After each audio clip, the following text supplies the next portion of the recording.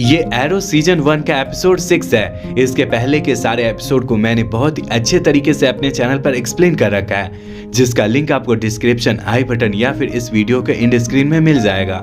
मैं आपसे रिक्वेस्ट करता हूँ कि आप इस वीडियो को देखने के बाद वो वाली वीडियोस भी देख लेना। सो यार अब ज्यादा देर ना करते हुए सीधा हम लोग कहानी की ओर आगे बढ़ते हैं। तो एपिसोड की शुरुआत में हम कुछ लोगों को एक बैंक चोरी करते हुए देख पाते हैं। यहीं पर एक ऑफ ड्यूटी पुलिस ऑफिसर होता है जो बैंक के किसी काम से यहाँ आया हुआ होता है। आगे ये of duty police officer in चोरों में से किसी एक की गन छीनने की कोशिश करता है। इसी क्रम में यह चोर इस पुलिस वाले की मंशा को जान जाता है और इस पर गोलियों से हमला करता हुआ इसे गंभीर रूप से घायल कर देता है। वहीं दूसरी तरफ हम लोग दूसरे चोर को देख पाते हैं जो बैंक के पैसे को लूट रहे होते हैं कि इतने में बैंक के बाहर पुलिस आ जाती है। जब इन लोगों को ये बात पता चलती है तो ये सारे चोर मिलकर यहाँ मौजूद सारे लोगों को एक ही मास्क पहनाकर बाहर भेज देते हैं। चोर के द्वारा ऐसा कुछ करने की वजह से सारे पुलिस वाले कंफ्यूज हो जाते हैं, आखिर असली चोर कौन है। बैंक में मौजूद सारे लोगों के बाहर आ जाने के बाद जब पुलिस वाले बैंक के अंदर दाखिल होते हैं तो उन्हें यहाँ पर एक बहुत बड़ा गड्ढा मिलता है। वहीं दूसरी तरफ हम लोग चोरों को देख पाते हैं जो कि गड्ढे की दूसरी तरफ से निकलकर एक वैन में बैठकर यहाँ से फरार हो जाते हैं। आगे हम लोग ओलिवर को देख पाते हैं जो डिगल के साथ लड़ाई की प्रैक्टिस कर रहा होता है। प्रैक्टिस खत्म होने पर ये दोनों बात करना शुरू करते हैं। यहाँ इन दोनों की बातों से हमें पता चलता है कि ओलिवर का अगला शिकार एस्कॉट मॉर्गन होने वाला है, जो शहर में पानी और बिजली का बिजनेस करता है और जिसे केवल पैसों की ही तलब है। सारी बात सुनने के बाद डिगल ओलिवर को बैंक में हुई चोरी के बारे में बताते हुए उन चोरों के बारे में तहकीकात करने को बोलता है। चूँकि ओलिवर अपनी डायरी के अलावा किसी और को नहीं मानना चाहता था, इसीलिए यह उन सारे चोरों के पीछे जाने से मना कर देता है। और इसी के साथ ये कहानी फ्लैशबैक में चली जाती है, जो ठीक वहीं से शुरू होती है जहां पिछले एपिसोड का फ्लैशबैक खत्म हुआ था। आगे हम लोग ओलिवर को गुफा में देख पाते हैं। यह वही गुफा थी फ्रेंड्स जहां याहू इसे अकेला छोड़कर गया था। गुफा में ओलिवर को ठंड लगने लगती है, जिस वजह से वह अपनी डायरी के पेज को फाड़कर बुझती हुई आग में डालने की कोशिश करता है कि तभी इसको इसके पिता के विजन दिखाई पड़ते हैं, जो इस पर गुस्साते हुए इसे समझाने की कोशिश करते हैं। तुम अपनी लाइफ और डायरी को इस तरह से क्यों बर्बाद कर रहे हो? तुम्हें कुछ भी करके उन लोगों के पास जाकर उन्हें सबक सिखाना होगा जिसके वजह से मैंने गलत काम को स्टार्ट किया था। इस पर ओलिवर थोड़ी देर के लिए तो मान जाता है, पर जैसे ही उसे दोबारा से सर्दी जैसी लगने लगती है वह फिर से डायरी के एक पेज को फाड़ता हुआ आग की तरफ करता है। अब जैसे ही पेज पर हल्की गर्मी मिलती है तो उसमें से कुछ नाम उभरने लगते हैं, जिसे देखकर ओलिवर काफी दंग हो जाता है। अब पूरी डायरी को उठाकर वह आग के पास करता है, जिसके बाद उस पर यानी डायरी पर सभी लोगों के नाम लिखने चालू हो जाते हैं जो कि उसके पिता के गलत कामों में इन्वॉल्व थे। इस इंसिडेंट की बैक ऑफ द स्टोरी ये थी फ्रेंड्स कि जब भी हम किसी पेपर पर नींबू के रस से कुछ भी लिखते हैं और पेज के सूख जाने के बाद पेज को जब हम आग के पास ले जाते हैं तो पेज में लिखी हुई चीजें आग की गर्मी की वजह से अपने आप दिखाई पड़ने लगती है। और शायद ओलिवर के पिता ने कुछ इसी तरह का कांड किया होगा, इसी वजह से डायरी की चीजें अपने आप दिखाई पड़ने लगी थी यहाँ पर। इस इंसिडेंट के बाद हमारी स्टोरी वापस से प्रेजेंट में आती है, जहां हम लोग टॉमी को लॉरेन के ऑफिस में देख पाते हैं। यहाँ इनकी बातों से हमें पता चलता है कि ओलिवर के आइलैंड पर रहने के क्रम में टॉमी और लॉरेन काफी करीब आ गए थे,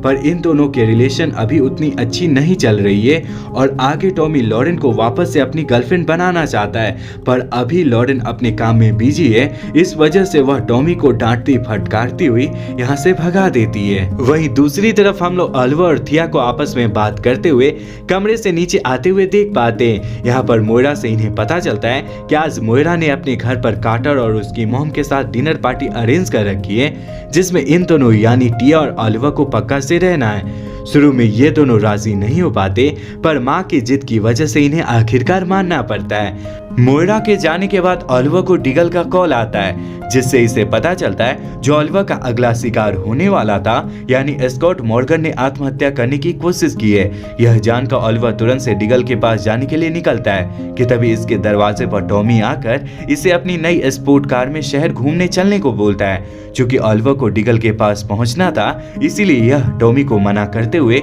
यहाँ से चला जाता है। जैसा आपको पता है फ्रेंड्स, टॉमी और लॉरेन के रिलेशनशिप अच्छे नहीं चल रहे थे, इसीलिए टॉमी थिया से किसी भी लड़की को इम्प्रेस करने का तरीका पूछता है। जवाब में थिया इधर उधर की बातें करते हुए टॉमी को फुसला लेती है। वहीं हम लोग ऑलिवर को देख पाते हैं जो डीगल के पास पहुंच गया होता है कि तभी पास खड़ी एक एम्बुलेंस से उसी पुलिस वाले की बॉडी को उतारा जाता है जो बैंक रॉबरी के दौरान गोली लगने की वजह से घायल हो गया था और अब यह कोमा में है। बैंक रॉबरी के दौरान घायल हुए पुलिस वाले की बॉडी को देखकर हम लोग समझ जाते हैं कि डीगल ने ऑलिवर को झूठ बोलकर बुलाया था ताकि यह पुलिस वाले की हालत को देखकर ऑलिवर उन बैंक चोरों की तहकीकात करना शुरू करे। लास्टली डीगल का यह प्लान काम कर जाता है और ऑलिवर बैंक चोरों के बारे में पता करना शुरू कर देता है। आगे हम लोग ऑलिवर और डीगल को एक साथ देख पाते हैं जो बैंक रॉबरी की सीसीटीवी फुटेज को एग्जामिन करना शुरू करते हैं, जिसमें उन चोरों में से एक के हाथ में एक अंगूठी दिखती है। पर इस वीडियो फुटेज में रिंग की तस्वीर उतनी क्लियर नहीं होती है, इसीलिए ऑलिवर तुरंत से पुलिस स्टेशन में चोरी छुपे घुसकर वहां से रॉबरी का सारा डाटा कॉपी कर लेता है। वहीं दूसरी तरफ हम लोग टॉमी को देख पाते हैं जो लॉरेन को वापस से अपना बनाने के लिए लॉरेन के ऑफिस में पहुंचता है और इसके ऑर्गेनाइजेशन को पैसे से सपोर्ट करता है। शुरू में लॉरेन टॉमी के द्वारा ऐसा कुछ करने की वजह से गुस्सा होती है, पर वह अपनी फ्रेंड के द्वारा समझाने बुझाने पर मान जाती है और लास्टली टॉमी को थैंक यू बोलती है। इसी क्रम में हम लोग ऑलिवर को देख पाते हैं जो कि डीगल के साथ अभी भी चोरों के बारे में पता लगा रहा होता है। अब थोड़ी बहुत जांच पड़ताल करने के बाद इन्हें अपनी हाई स्कूल की एक बच्चे की फोटो मिलती है जिसके हाथ में सेम वैसी ही अंगूठी थी जैसा इन चोरों में से किसी एक ने पहन रखी थी। ऑलिवर फोटो वाले लड़के के बारे में पता लगाना शुरू करता है, जिसके बाद इसे पता चलता है जितने भी लोग बैंक चोरी में इन्वॉल्व हैं ये सारे एक ही फैमिली से बिलोंग करते हैं और साथ मिलकर चोरी किया करते हैं। चूंकि ऑलिवर को मोइरा के कहने पर कार्टर के साथ लंच करना था, इसीलिए ऑलिवर अपने घर पर पहुंचकर कार्टर से बात करते हुए डिनर कर रहा होता है कि तभी इसे डीगल से पता चलता है कि स्टारलाइन सिटी के एक बैंक में चोरी हो रही है। यह जानते ही ऑलिवर बहाना बनाते हुए यहाँ से निकल जाता है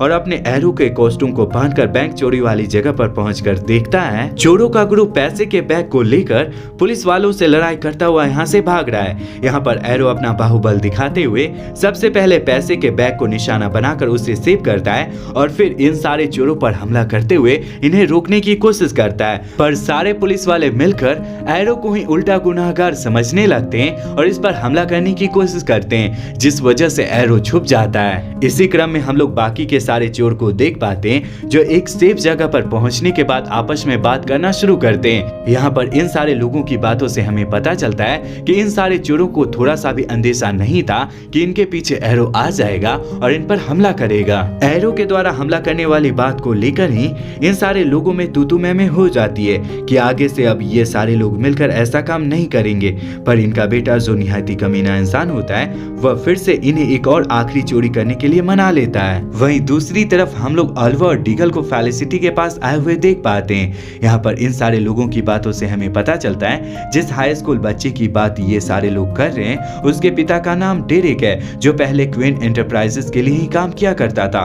बात करें फ्रेंड्स हम लोग क्वीन एंटरप्राइजेस की तो ये कोई और कंपनी नहीं बल्कि ऑलिवर के पिता के द्वारा चलाई जाने वाली कंपनी थी, और जब ऑलिवर के पिता ने अपनी कंपनी को चीन को सौंपा था तो लगभग 1500 लोग बेरोजगार हो गए थे और उनके घर भी बिक गए थे। डेरिक भी उन्हीं बेरोजगार लोगों में से एक था। इन सारी बातों को जानने के बाद ऑलिवर समझ जाता है कि डेरिक ये सब मजबूरी में कर रहा है, इसीलिए ऑलिवर डेरिक की फैमिली को सीधा मारने का प्लान नहीं बनाता है और उसे एक मौका देने का सोचता है। आगे ऑलिवर ड्रेक के पास जाकर अपने पिता के गलतियों के लिए माफी मांगते हुए इसे फिर से क्वीन एंटरप्राइजेस में एक बहुत ही अच्छी जॉब ऑफर करने को कहता है। जवाब में डेरिक ये कहते हुए मना कर देता है कि मुझे किसी ऐसे बंदे से मदद की जरूरत नहीं है जिसके पिता ने पहले ही मेरी जिंदगी बर्बाद की हो।